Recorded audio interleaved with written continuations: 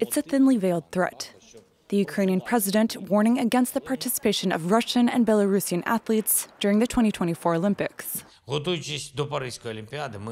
As we prepare for the Paris Olympics, we must be sure that Russia will not be able to use it or any other international sports event to promote aggression or its state chauvinism.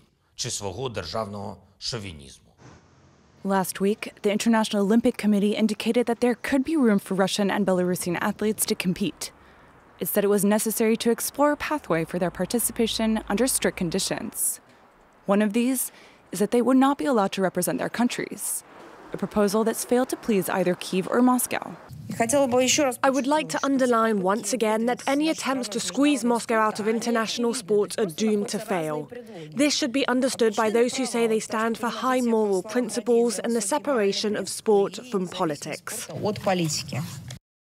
She appeared to be taking a stab at French President Emmanuel Macron, who in the lead-up to the World Cup in Doha had called for not politicizing sports. With the Olympics taking place on home turf, French authorities are being put on the spot. I think it's an important moment for athletes and that they shouldn't be deprived from taking part in competitions. But, like many in the sports world, I think athletes should not compete under the Russian or Belarusian flags.